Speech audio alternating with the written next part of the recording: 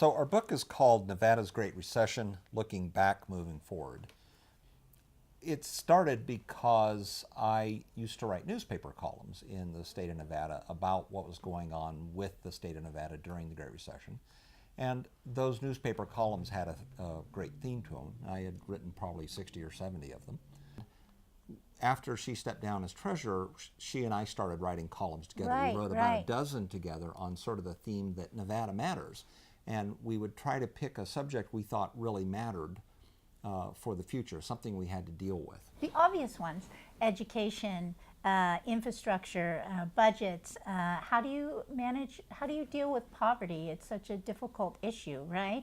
And so we would take these workforce, having a skilled workforce, housing. We would take these issues and we go to a coffee house. Right. So we'd go to a coffee house, and usually the way it would start is that I would write sort of a detailed version of it with all the facts, right? But I would trying throw to find half a of theme. those out.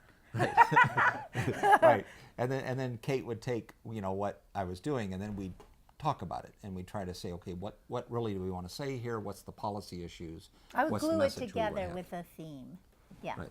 So it actually worked really well. It was a lot of fun to write together. When we were at that point, we'd gotten married in 2014, so we were a relatively new married couple, and yet this didn't create tension. It actually was a lot of fun. Because to go we out and acted write like an columns. old married couple. And so after we had done those, then we decided to put them into this book, and so they by themselves make up one of the chapters of the book. And we went back and took some of the columns I'd written before. We wrote sort of an introduction that would tie it all together, and then Kay would add these stories about what was going on in Nevada. So while I'm writing this column, or having this section about, okay, what's happening with the state budget, Kate was actually there watching the sausage be made, and she would tell a little story, what we called a treasurer's vignette. And so that was, to some extent, the best part of the book, right? These stories that made it real. You take the economics of what was going on in Nevada, in the country, in the world, and then you have to add what was happening, kind of the granular day-to-day, how it made people feel, how you were trying to deal with this, because you have to understand that this was a world phenomena, and as a state and as a city, your only opportunity at that moment is to react. So you can manage yourself as best you can and manage this town as best you can, but you are reacting at that point because what's happening is bigger than us. And so how do you do that, right? And Nevada was hit deeper and longer than any other place in the country. Could you guys paint me a picture of what was going on in Nevada, and particularly Reno, during that time of the recession?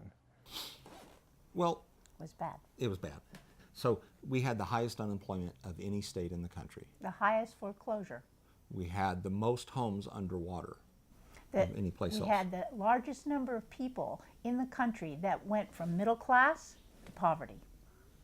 Right?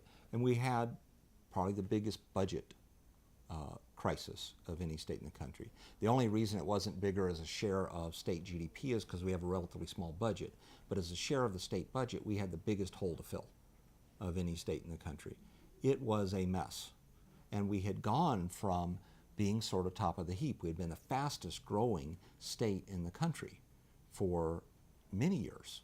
Certainly faster in population. We had an income per capita that was about 10% above the national average, right? Median household incomes are higher, average wages were higher in Nevada, and then we fell very quickly to below the national average, and we still have not caught back up. It was, partly it was because of what industries we had, right? So Nevada is really focused on tourism, on people coming here. Well, if the country's in a recession, some would argue it was a depression, right? So we call it the Great Recession, as if we're trying to kind of edge out what it really was. But nobody's going to go vacationing, right? And then if your other industry is construction, well, if everybody's out of a job, nobody's moving into a home. And so your two largest industries are like lead bricks. And so Nevada had a hard time, right? the fact that we had so many people building homes in Nevada, construction workers, we had the largest percentage of the workforce in construction of any state in the country. We were twice the national average. And the fact that so many of those people lost their jobs because we stopped building homes in 2006 when housing prices started to dip, that's the reason we had the highest unemployment in the country. Had our construction sector been average, then our unemployment rate would have been average. But it was made worse by the fact that we had a casino industry, especially in the Vegas area, that counted heavily on people from out of state coming here to spend money. Right, exactly. And so that hurt. But there's also this model that Nevada to some extent had before the Great Recession. And we were only starting to deal with it at the time, and we hadn't gone very far. And that was, we had an economy driven by relatively low skill sectors.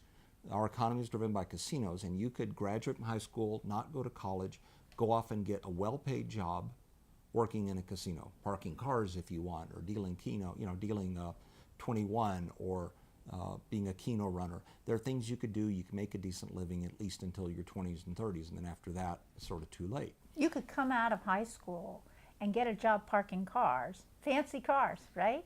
And be making $50,000-$75,000 a year. Do you see? So if you're a young person, and I mean, that sounds pretty good, right? Yeah. You don't have to pass a test for that. You can drive fancy cars. So we had that kind of economy. And so people weren't buying homes, everybody's nervous, people have lost their jobs, and this whole model about how our economy works fell apart. And one of the things that we know is that the states which had a more educated population were states that bounced back faster. But we were a state where you didn't have to have a good education to make a good living. And that was great until it wasn't. While this was all going on with the economy, what was happening politically? So the state began to go into a series of special sessions at the legislature. So in Nevada, like in many states, we're required to balance our budget. And in Nevada, like in many states, if you're 5-10% off your budget, it triggers a special session, right? So if your numbers are coming in that much different, it triggers a special session. You go into the special session, you need to figure out what to do. So the governor might issue an order and say, every agency needs to cut their budget by 10%. And so now you take a state that has a balanced budget, doesn't have a lot of fat, and you cut it 10%. And then another special session. Every agency needs to cut their budget by 14%. And then another special session. And I think we had, 5 or 6, right? Yeah. And so each one, cut. And each one, do you have more money? So I was the state treasurer, and they would say, in the beginning, they'd say, we need, $50 million. And I'd say, well, okay, let me take a look at these accounts. Let me take a look at this. There's something that we haven't been using. I can dig in the seat, of the couch, and we'll find some more pennies, and we'll come up with the money. But when you get to the 5th session or the 6th special The couch session, cushions have all been and they looked through. say, we need more money. So I'm in my office. I'm the state treasurer, and an institution calls. It is a public institution, but it is not part of my budget. And they call at 9 o'clock in the morning, and they say, we can't make payroll. Do you have $45 million? And I say, I'll call you back. And we hang up the phone, and I'm working with my staff. Now you have to understand, if you have a balanced budget, then in fact, if you take all the money that you're required to spend and all the money that comes in, it nets out. So you don't have $45 million sitting around, okay? So call them back, and I say, if I give you $15 million today and $15 million tomorrow, can you make payroll? Okay, they said, we'll call you back. They go and they do their math. They call me back, yes. So then I say, okay, so now the big question, when are you going to pay me back? And they say, we hope to have access to our money. Because what had happened was the reserve fund had broke the buck, and they shut it down. So the money's there, but no one can access it. And this is happening across the country. It's not just in Nevada. And so Everybody's panicking, and everyone's accounts are freezing panicking, up, and they're and running, transactions are they're not taking a run on the moving. money. And they say, we hope that we can have the money by the end of the month. And I say to them, I don't do faith-based financing, guys. If you can't pay me by the end of the month, I can't do this again. And when I hung up the phone, who do you call in that instance? I gotta tell you, there's no manual, okay? There's nothing that says go to 1.1.2 and it'll tell you how to handle this situation. And so I called Senator Reid and I said, I gotta speak to him personally, because money is not moving. And the states and the cities and the counties and the public institutions are frozen dead in the water. And you've got to do something. So I'll tell you when that day was. That was the day that the House did not pass the bailout. That was that day. That's where we were politically. If you want to know where we were, right? We were, I can't make payroll. That's where we were. And so what happened after then? And can you kind of bring us up to date to today? So politically, that went on for a while, right? We got to a point in time where do you play baseball? Yeah. We called it the Mendoza line, because we barely had enough money to pay the state's bills. And we dipped below it, you know, and then had to like eke it out. So this went on for a while before we started to come back. And one of the things that helped was the feds pushing money in so that we could somehow fill our coffers. We cut education drastically, right? University lost something like 35% or so of its entire state allocation. And we were a state university system that relied very heavily on the state funding a good chunk of students' tuition, because tuition in Nevada was relatively cheap, partly because we're trying to attract more of our students into higher education. And so the governor lost his primary. Most governors don't lose a primary. How many times in U.S. history has a governor lost his primary for re-election? This is probably the only time. And then we got a new governor, and then the administration changed, and the feds passed these bills, pumping a lot of money into the system, right? And we slowly began to stabilize. And that felt like doing better. And so Nevada started to slowly come back. And part of what happened was Governor Sandoval said, we need to attract different businesses here. We can't live off the next boom waiting for the next bust. Right? We can't keep doing this boom, bust, right? And so he began to attract companies and offer tax incentives for companies. And Tesla came. And that was a game changer for here in Northern Nevada, because whether you think it was a good deal what we did with Tesla or a bad deal, the fact of the matter is it put us on the map. And people were like, oh. It changed the narrative. It changed the narrative. Reno, 100 years ago was known as a place to come get a divorce, right? And then Reno became known as a place to go gamble. Frank Sinatra used to own a casino up at Tahoe here, right? And so, eventually Vegas overtook that. But we were still seen as a place you would come for, casino gambling. Well, that's been basically drying up for the last 25 years. Right, but we still have this reputation. And so having Tesla come to town and build basically the world's largest factory, the Gigafactory, something like 30 miles outside of town, that changes the narrative. The story is now not Reno, a dying casino town, but Reno, a town that's reinventing itself as to something new. And we're trying to diversify our economy. We've actually seen, growth in the number of manufacturing jobs in Reno, not in Nevada as a whole, but in Reno we've seen about a 3% increase in the percentage of the population that is moving into manufacturing. Panasonic has come, and Switch has come. And so those kinds of things are happening, and that changes how you think of Reno. Right, there's a First Street, which is about 2 blocks north of here, is being called now Startup Row, because there's so many new small firms coming in. into this area. So, And those are engineering firms and tech firms. and the university's helping this, and the governor's office of economic development has tried to bring in investment not only from other states but also from international. You know, we've got firms from Poland coming here, for example, trying to do startups. So if you're an international company and you don't have a footprint in the United States, but we're a big consumer market, so you'd like one, Nevada is working very, very hard to get those companies to come here.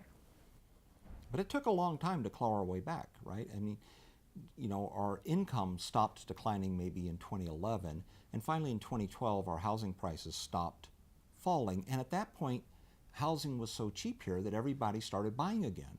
And housing prices since 2012 have risen the fastest in any place in the country.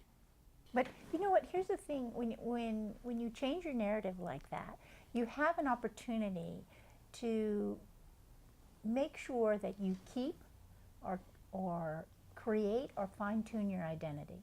So there's a couple ways to go. You could become a big sprawling place, and we know all the problems that big sprawling places have, right? They have transportation problems, they have gridlock, they have gentrification, but it also moves people out, right? So you have people doing very well and a lot of people not doing very well. Nevada, and Reno in particular, has an opportunity right now to say, this is the kind of community we want to be. If they want to be a community of short distances, so not a lot of sprawl. If it wants to be a community where your neighbors are not all in the same income band as you, right? So you have diversity in your neighborhood. And Reno has an opportunity to create that.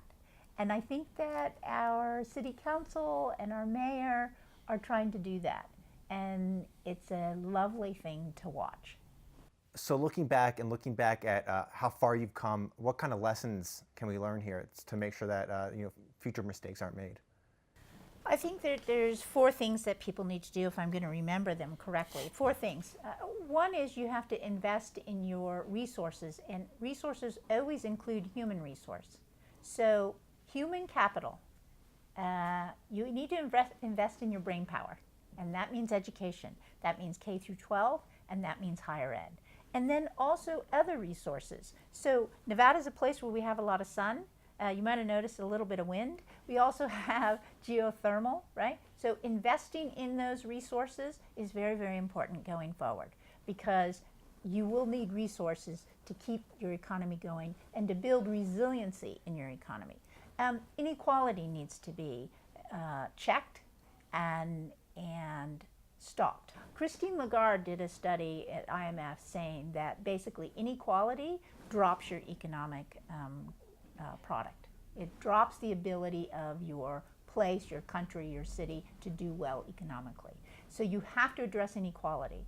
And that means making sure that education that might be available for some is available to all. Opportunities that might be available for some is available to all. And in Nevada, especially in Reno, we have kids who are trying to get to Harvard, and we have kids whose parents are illiterate in their mother tongue.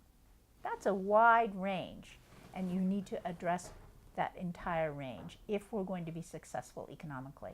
You also have to work on your infrastructure, right? So we have Tesla and Panasonic and Switch, and if you drive out there in the morning, you will find that is a scary place to be on the on the highway. Yeah.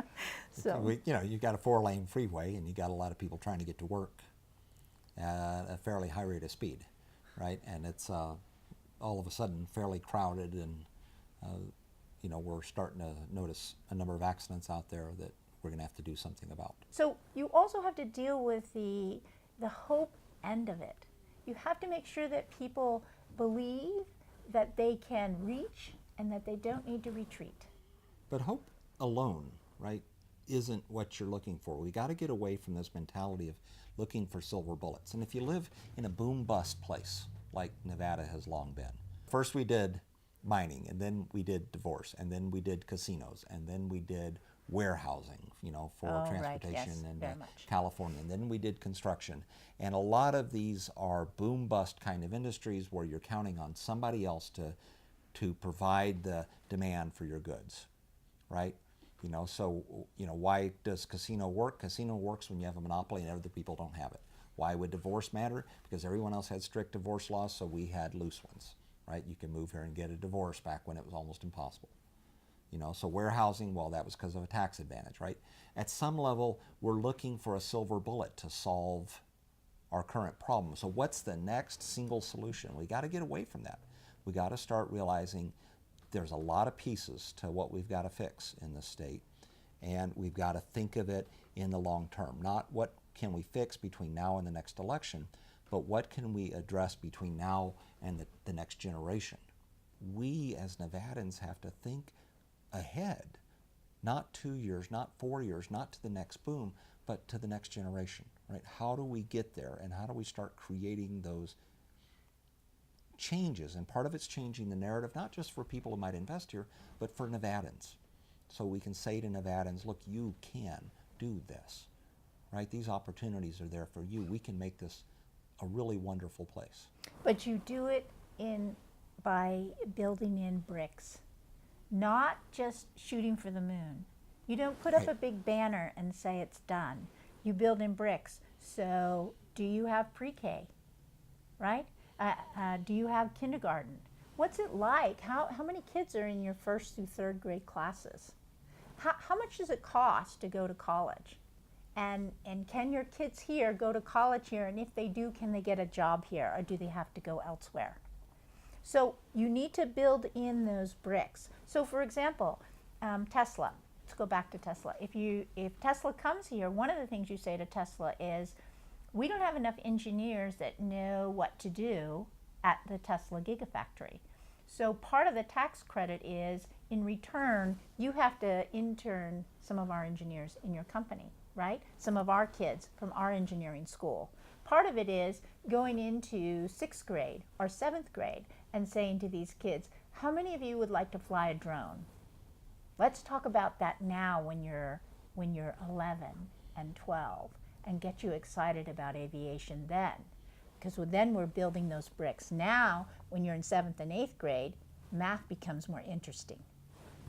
One of the things Kate did as state treasurer was to figure out a way to use money that had been set aside for marketing and use it instead to plant seed money in college 429 accounts, right? 529, sorry. It's just that we have college savings programs. Every Yeah. state has Okay. them. But we Right. took the fees from the college savings programs and we used them to open a college savings account for every kindergartner in public school in Nevada. 35,000 accounts the first year, $50 in every account. Now you and I know that $50 is not going to pay for college, but $50 will tell that child, think about a post-high school plan. $50 will say, you have a savings account, just like every kid in your classroom has a savings account. You're no different, and there's an opportunity for a future here, and it's not necessarily parking cars. You also make it easier for their aunts and uncles and grandparents to contribute to that account, because they were maybe afraid to set it up, right? So you set it up, you put a little seed money in there, you get them thinking about their future in a way.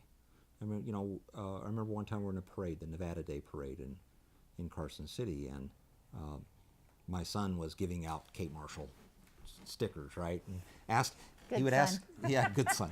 And he would ask kids, are you going to college? And this one kid said yes, because he had just received this account, and he had decided at kindergarten that he was going to go to college, right? And for a lot of kids, they never thought that way in Nevada, right? Their parents didn't go to college, right? Most people didn't see why they had to go to college. They thought they could make a good living with just a high school degree.